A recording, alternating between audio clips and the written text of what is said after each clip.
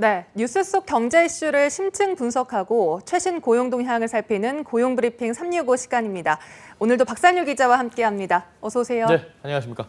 네, 오늘은 어떤 이슈 가져오셨습니까? 이 전체 국민 가운데 65세 이상 인구가 7%를 넘으면 고령화 사회, 그리고 14%를 넘으면 고령 사회라고 합니다. 20% 선까지 넘으면 초고령 사회가 됩니다. 네. 우리나라는 이미 지난 2017년에 고령 사회에 진입을 했습니다. 통계청이 추산을 해보니까 2025년에 초고령 사회에 진입할 것이라는 전망이 나왔습니다. 5년 뒤에는 5명 가운데 1명, 40년 뒤에는 절반가량이 고령층이 될 것이라는 얘기입니다. 초고령 사회는 그야말로 우리 경제의 모든 면에 영향을 미치게 될 텐데요. 오늘 이슈픽에서 자세하게 알아보도록 하겠습니다.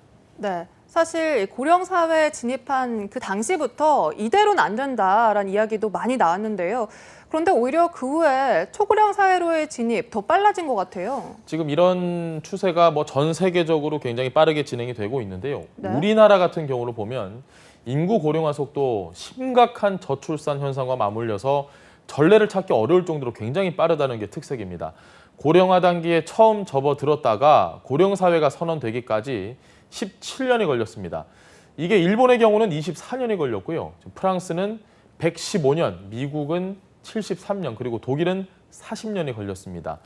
자, 여기에 통계청이 추산한 대로 2025년에 65세 이상이 전체 인구의 20%를 돌파를 한다면 고령에서 초고령까지 8년밖에 걸리지 않는 셈입니다. 네. 올해 이미 65세 이상이 전체 인구의 15.7%입니다. 3년 전에 고령사회 진입 당시의 예상치보다 실제 비중이 조금 더 커진 셈입니다. 네.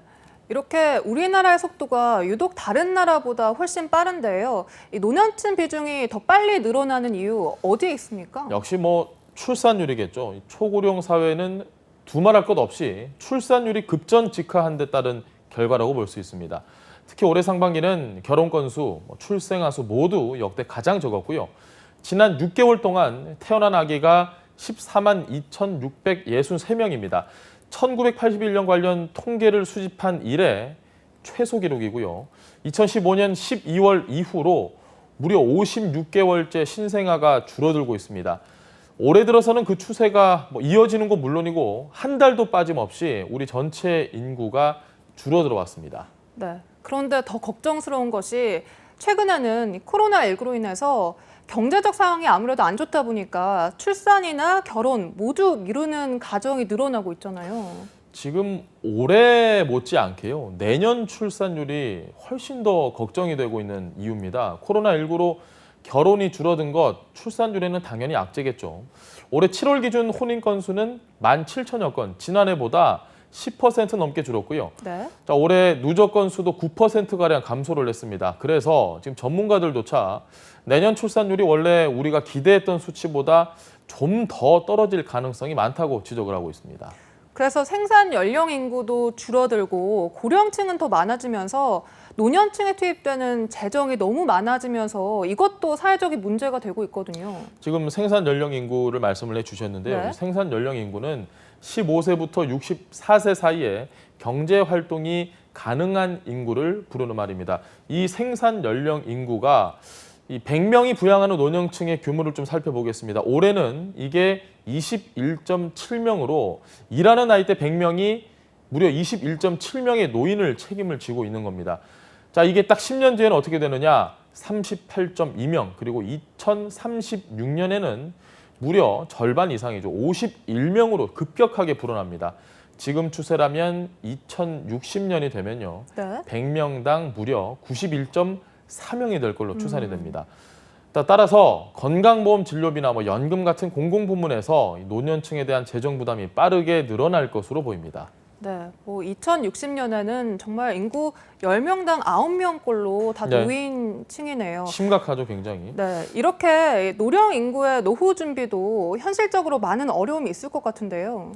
쉽지 않겠죠. 지금 지난해 기준 65세 이상 고령자 중에 48.6%만이 본인의 노후 준비를 하고 있거나 준비가 돼 있는 것으로 집계가 됐습니다. 반대로 말하면 절반은 지금 준비가 잘 안 되고 있는 거겠죠. 네. 자, 이 비율이 2009년에는 39%였습니다. 조금씩 올라가고는 있지만 지금 여전히 고령 인구 2명 가운데 1명은 말씀드린 것처럼 노후 준비가 제대로 되지 않은 상태입니다. 노후 준비 방법으로는 국민연금이 가장 높았고요. 예금과 보험, 그리고 부동산, 공적연금 등이 뒤를 이었습니다. 상황이 이렇다 보니까 5060 세대는 당연히 일을 계속하겠다는 의지가 강합니다.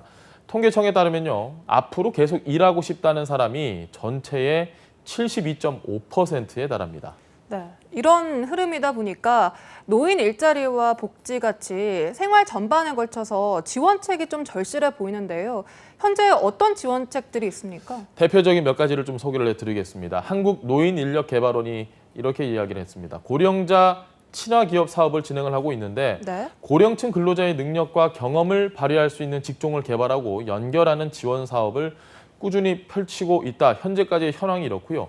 국민건강보험공단은 지역사회 통합 돌봄 서비스를 시행을 하고 있습니다. 살던 곳에서 자립적인 생활이 가능하도록 주거 지원은 물론이고 방문 건강 관리도 함께 제공을 하고 있습니다. 여기에 지금 국민연금공단은 개개인의 노후 준비 수준과 문제점을 진단하고 상담해주는 노후 준비 서비스 사업도 하고 있습니다. 네. 뭐 저출산에 이렇게 고령화에 정부의 고민도 깊어질 것 같은데요. 정부도 발빠르게 뭔가를 지금 하고 있어야 되겠죠. 정부는 지금 고령 친화 산업과 서비스를 육성하는 한편 경로 우대 제도 전반을 개선하기 위해서 논의에 들어갔습니다. 노인 대상의 소득 보장, 노후 생활 지원, 일자리 등 사업도 포함이 돼 있고요. 병원 등 고령자 왕래가 잦은 지역을 노인 보호구역으로 추가 지정하는 사업도 고려 중입니다. 자, 이와 함께 노인 연령에 대한 사회적 인식이 변화한 만큼 이 노인을 대상으로 한 각종 복지 정책의 할인율 재조정도 고려 대상입니다. 종합적인 판단이 필요한 만큼 보다 다양한 논의와 검토를 거칠 것으로 보입니다. 네, 다음은 유용한 경제 용어만을 쏙쏙 골라 소개하는 뉴워드 시간인데요. 오늘은 어떤 단어인가요? 임계장이라는 말 들어보셨습니까? 임계장이요? 예. 네, 처음 들어보는 것 같은데요. 뭐 농담하기 조금 약간 무거운 주제이기 때문에 네. 임시계약직 노인장의 줄임말입니다. 뭐 단어만 들어도 조금은 불편할 수 있는 그런 뜻일 거라고 아마 추론을 하실 텐데 네. 고용 불안에 장시간 저임금 노동에 이것도 모자라서 온갖 갑질까지 당해야 하는 고령의 노동자들을 지칭하는 말입니다. 지방에서 공기업 사무직으로 38년 동안 일을 했던 63세 조정진 씨가 퇴직 후에 아파트 경비원, 빌딩 청소부 등을 하면서 쓴 시급 노동 일지가 있습니다. 네. 그 제목이 바로 임계장 이야기입니다. 이 임계장 이야기 때문에 임계장이라는 단어가 수면 위로 올라온 신조어가 됐습니다. 네. 초고령화 사회로 진입하면서 임계장의 출현, 이제 피할 수 없는 사회 현상입니다. 언제든 우리의 부모, 형제, 동료, 그리고 어쩌면 나 자신이 될 수도 있는데요. 이런 문제가 발생하지 않도록 제도적 장치가 시급해 보입니다. 오늘도 박산율 기자와 함께했습니다. 고맙습니다. 네, 마지막으로 한 가지 소식 더 전해드리겠습니다. 국가기관 뉴스통신사인 연합뉴스가 멀티미디어 시대를 함께 이끌어갈 진취적이고 열정적인 주인공을 찾습니다. 전국의 현장을 발로 뛰며 생생한 뉴스 콘텐츠를 만들어갈 취재기자부터 주요 부서에서 회사를 함께 꾸려나갈 미디어 경영직군인데요. 입사 지원은 10월 16일까지 당사 채용 사이트에서 접수가 가능합니다. 연합뉴스에서 자신의 또 다른 가능성 발견하는 기회 만들어 보시길 바랍니다. 지금까지 고용브리핑 365였습니다.